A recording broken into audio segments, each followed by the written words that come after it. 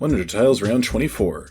Lime's got soul, and now they have joined the Pawnee Bunch, which is up to 9 members. Here's our initiative. Turn 1 orange. Orange takes a -1, moving back to tile 66.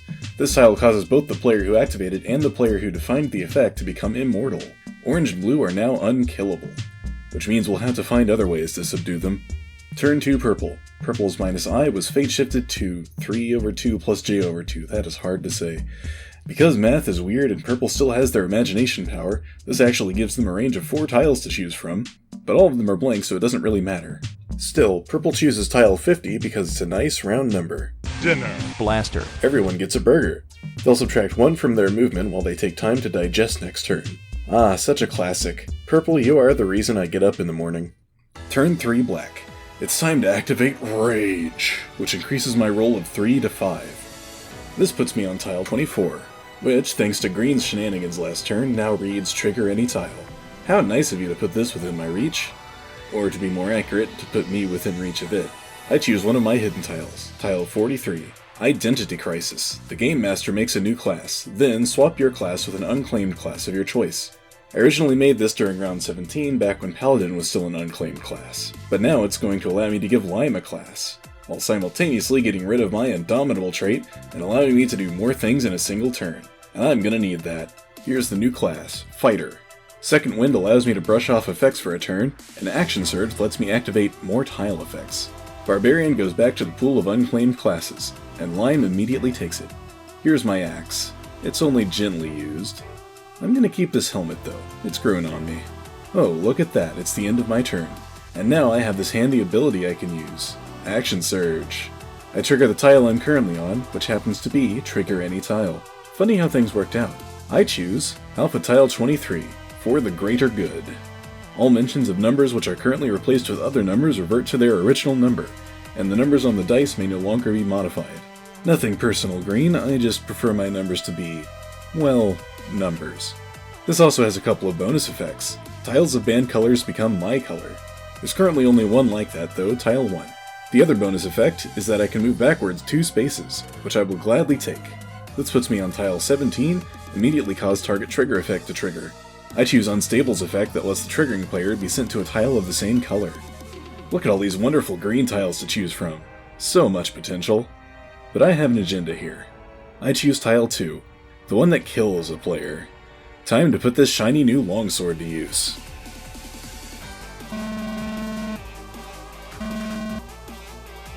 You sure about that?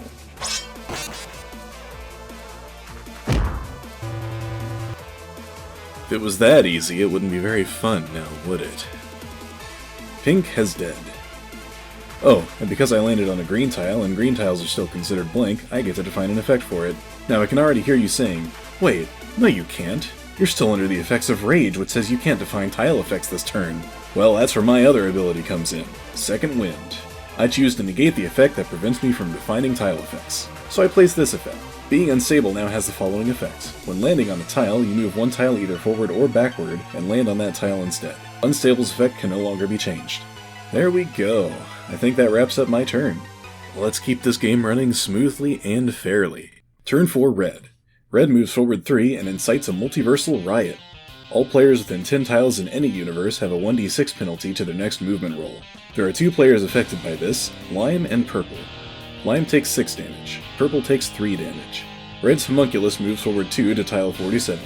The Cosmic Chain is already in effect, and thanks to said chain, the Homunculus can activate tile 47 in the May universe instead, which gives Red a jetpack. Be very careful with this, and also try not to be upside down when you take off. Turn 5 Green. Green moves backwards 4 and lands on tile 13, which swaps numbers and effects with a tile of their choice.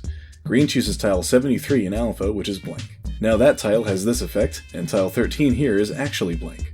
But Green would define an effect for it either way, insert target tile from Limbo between any 2 tiles. That tile is now white. You know, it's only a matter of time before this game becomes Turing complete. Turn 6 Lime. Lime uses their Knowledge to acquire a roll of 4. But because they were hurt from the riot, their roll is subtracted by 6, making it a -2.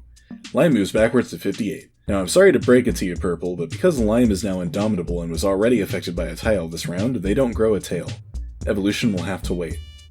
Turn 7 Pink. Pink starts their turn in Hell, and they take their 4 to Hell 5.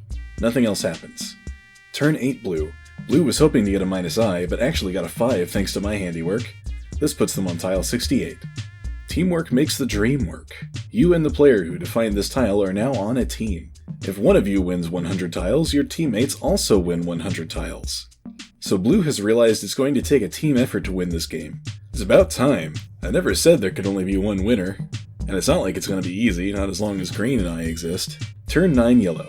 Yellow's eye turns into a 6, but they intend on making the most of it. They head for May tile 11, but instead trigger Unstable and land on Alpha tile 11 instead. Perhaps they were intrigued by the flashing neon signs pointing to tile 82. Well, looks like we're going to get to see what all the hype is about. 82. This tile becomes a monster spawner. At the end of each round, a new monster is spawned on this tile with stats, abilities, and appearance determined by the Game Master. 100 tiles has just entered the next phase. Let's describe how these stats work. Every entity in the game has 2 stats, health and attack dice. A player starts with 10 health and 1d6 for their attack die. If an entity lands on the same space as another entity, the first entity may choose to initiate a battle. Both participants roll their attack die, with the attacker adding 1 to their roll, and whoever has the higher number deals damage to the other equal to the difference between the 2 rolls. That damage is subtracted from their health. If an entity reaches 0 health, it dies. Note that since the Multiversal Riot tile specifically says that it deals damage to targets, Lime and Purple already have missing health. They have 4 and 7 respectively. From now on, taking damage will also move you backwards a number of tiles equal to the damage taken, not activating the tile they land on. Thanks for the idea, Red. Oh, and yes, Orange and Blue are immortal, but they still have health, and if it drops to 0, they just get knocked out and skip their next turn, then wake up with full health again. And trust me, this is getting off easy. End of round. The A's are on the move. Neither of them pass a player, but both of them claim a tile. Blue's A claims tile 80. If a teammate of yours is targeted by effect, you are able to choose to be targeted instead. Orange's A claims tile 83. Trigger a random gallery tile. The monster spawner spawns a slime.